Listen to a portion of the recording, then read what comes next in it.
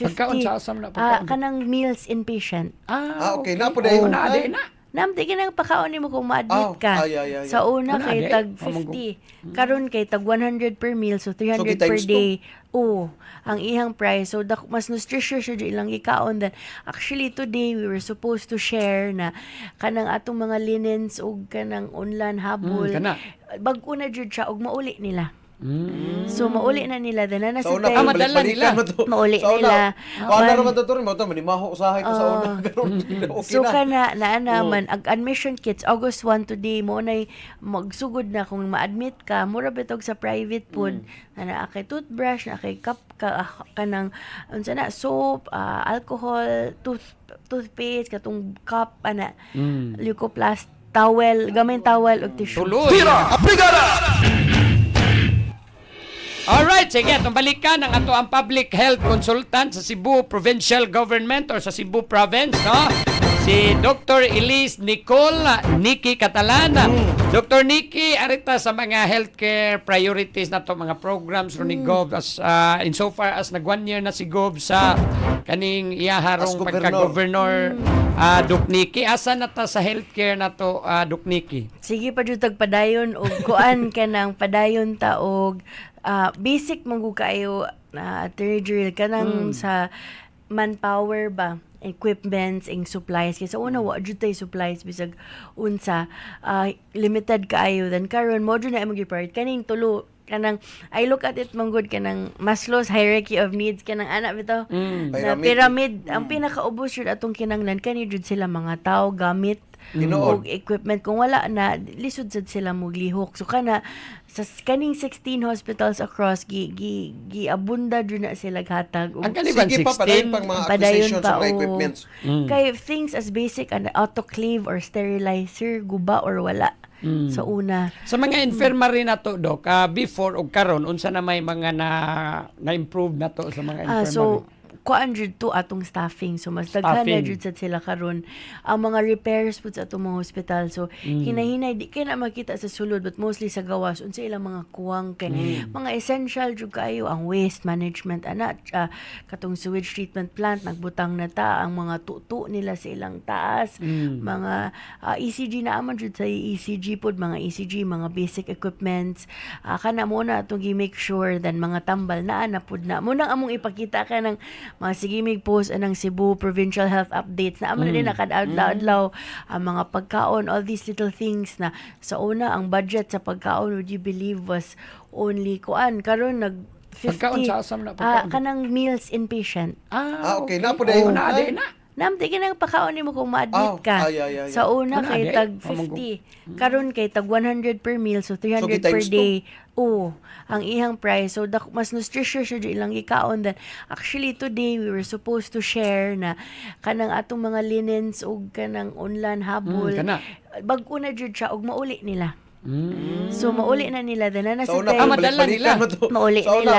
paano naman to rin mo to? Manimaho usahay ko sa una. Ganun, okay So na. kana naman ag admission kits August 1 today mo nay magsugod na kung ma-admit ka mura bitog sa private food na kay toothbrush na kay cup kanang unsa na soap, alcohol, toothpaste katong cup ana leucoplast towel gamay towel ug tissue sabon. Out of the 16 hospitals, Doc, pila ka buk infirmary ani, pila ka buk level 1? Okay. Ganahan kay ko sa imong question.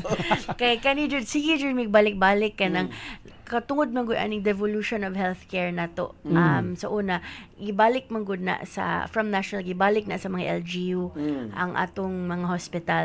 So naatay katong province-owned, mga city-owned hospitals. So, sa province, atay 16 provincial run. Daghan kita. Sa whole Philippines, as a fact, no, kita ra ang pinakadaghan. Ang uban, tag 5, tag 6, kita 16. So, ang duha na to, ang importante sa kini conversation, mga levels. Kaya na mo gulmusod na referral. So, natay duha ka level 2, which is Bugo and Balamban. Natay upat ka level 1 is Danao, Karkar, Bantayan, Camotes. And the rest are infirmaries. Okay. So kaning infirmaries attorney, kung ano jud kay ni siya basic ra jud kay ni ilang pwede kana akong ibasahon lang ha. So kung moingon gi ka og infirmary ang ilarang mabuhat basic care kanang short stabilization na dyan siya. Mura magwag gamay first aid, Doc, ana? Oo, magwang lang gamay sa mga rural health units, but pwede ka maka-inpatient.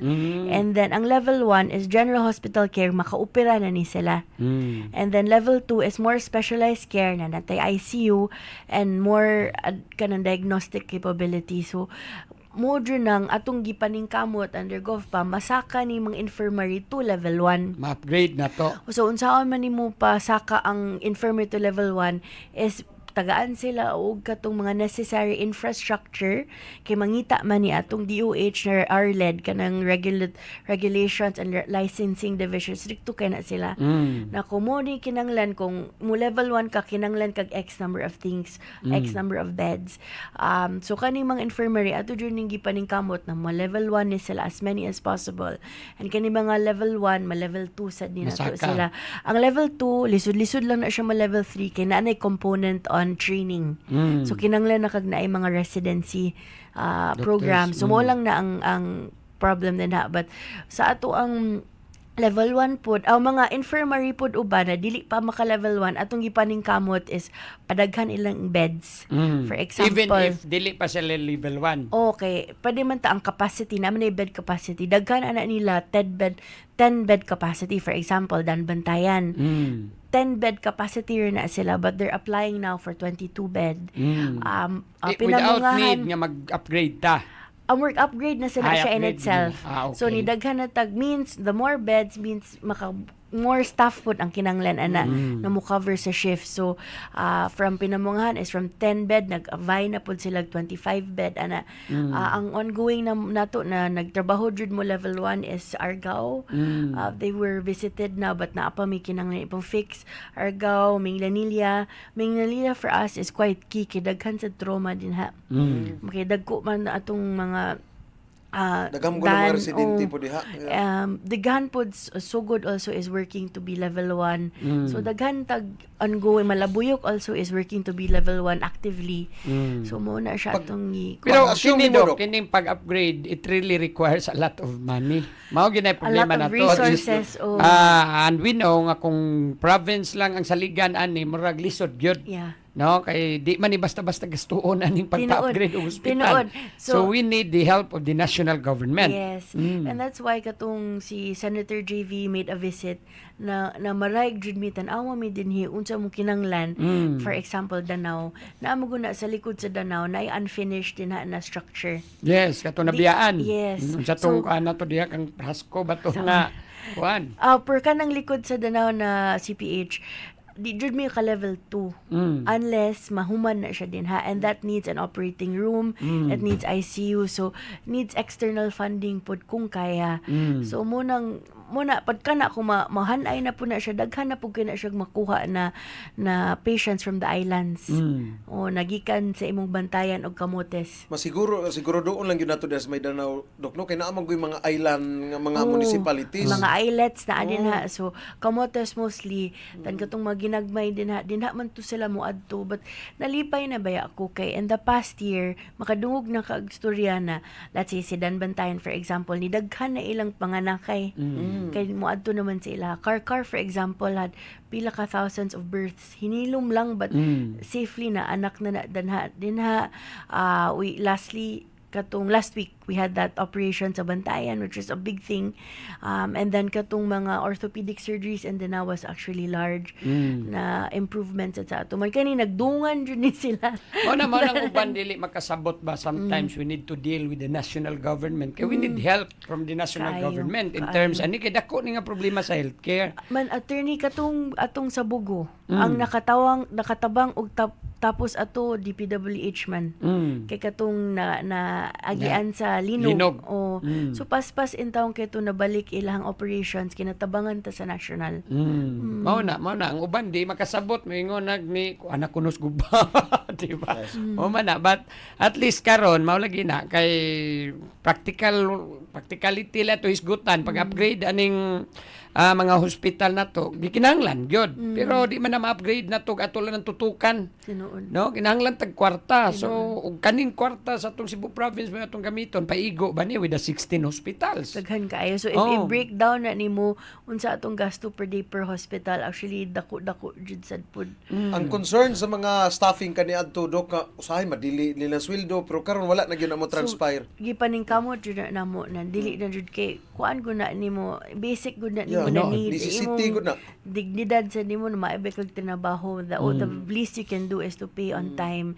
So I can give an example sa atong mga GO na doctors nagka-issue mi ana na late ang ilang sweldo kay tungod ang atoan naman gud yun biometric kana mag-ana ba kani mga GO doctors di man na sila mag-biometric sa una kay tungod lahi ilang mga oras. Oh, Dili siya dikahon sa IT. So ang IT naglisod pud noon so man na mo pag program Adjust na program. lain-lain man ni ilang mga oras. So kato nakalagbook to sila man kay tungod logbook ang ibalhin pa sa logbook ilag pa Mo to dinhi dugay. madugay jud siya. So, gidigitalize na namo siya before end of last year. Mm. Mga nasa around November na. Muana na pud sila. But lahi ang programming at the end. Dako kay trabaho ang IT. But maayos kay taon atong IT. Ma-digital na sila ron. So, kana those changes, dili na mahibawan sa gawas. But, Mga administrative ra man. manahitabo na siya back end. So, muna, daghan pud migningon ana na dili kay masibya bitaw. Ani manggod na sa pagpanerbisyo, Oo, Dok, maobitaw. kana bang ang mas mo sidlak nung pag-ayo katunong mga ginagmay nga mga lapses. Lagi, mao bitaw. Mao jud na siya. So daghan tag mga ningon ana and the way HR is kanang done, ang katong mga administrative na mga processes mo so na mong gitrabaho na once kaning mga kulang daghan mangugitag deficiencies. Yes, we So the understand that. deficiencies, Grabe yun. namura bitaw nag-apas na ka, nag-atiman pa ka diri per naa pa jud kay gipangapas. So dako lang sa gimik pasalamat kay we really have good partners with DOH. Dali ra kay sila matawag, tanan na mong tabang like for example kaning i-referral. Sa una a few weeks back or months back, nihangyo na migay mig among own na view. Mm. Kay sa una manggod karon each hospital na i-view sa ilang own unsa ilahang pending. Pero walay centralized view sa Capitol. Makakita mi kinsay naghuwat pa. Ah. So ilan ning So gitrabaho di for ka us. kahibaw kung naana ba'y nag-refer sa daan bantayan, di mo kakita sa kapitol. Centralized wala. Oh, Kay wala. tag sa man. So I have to call, we have to call. Naunsa pa na. So ni-ask me anak nila na view which they're working on and we're the first LGU to ask that. Okay. So wa diri na nga. Pero wala pa na siya. Gitrabaho na namo karon. It's been in the works kay ang back end na trabaho lisod-lisod po. Okay, nindot man na niya, mamonitor lang siya. Oh. Odo, kay ug nana dito'y naka-standby nga referral, at least matkamo na mismo mo Kami lang initiate. upindot na unsa ni. Dali ani kay nanay. Oh.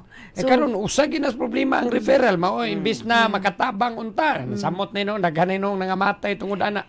And we're also engaging sa mga private hospitals. Very thankful kay ang mga private hospitals have been good partners po with us. Dili ra sa mga missions but mutabang jud sila na unsa may pwede makadaba mi or if there easier way and then walang ninadayon kay nabisita the past 2 weeks but kanang AX we've also worked na with MOA sa mga private hospitals. Kay kung magpadala sila dito di na sila makulbaan na di mabayaran. Kay so wa sila na bayaran. Tinuod. Dok, naay ko andok kana Soto Dok like for example, naay mga doktor sa Chongwa makasuod sa Soto. Naputi nga arrangement po sa atong mga district hospital. So kay bawal ang government to government. No, Pero ang private ba like specialista. Oh, so Nga- nanguyab pa ta.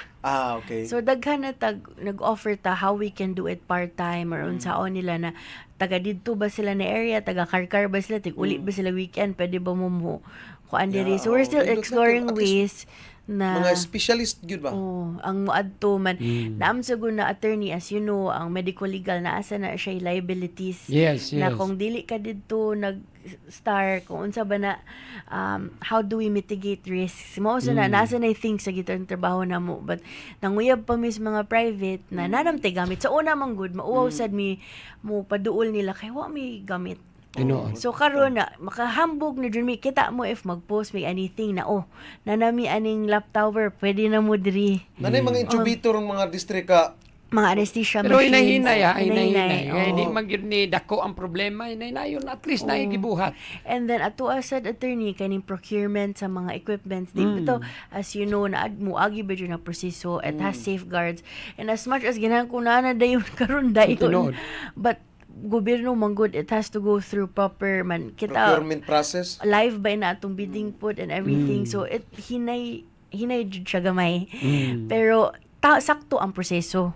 Kana we're First confident time sa yan na nga mag-live, bidding nga ng mga procurement sa itong mga sa purchases sa mga tambalanan na ito dire. Oh, so makita man. So it takes time. So muna kita mo usay magbulto na sila gawas na this week ni gawas ang sterilizers, na gawas una primero tong mga dental chairs kay uban wala man na sa una atong mga ECG machines ang hinay-hinay na gawas atong, so kana magsunod-sunod na po nagawas ang uban na mga equipments po na ginagmay o ginadagko.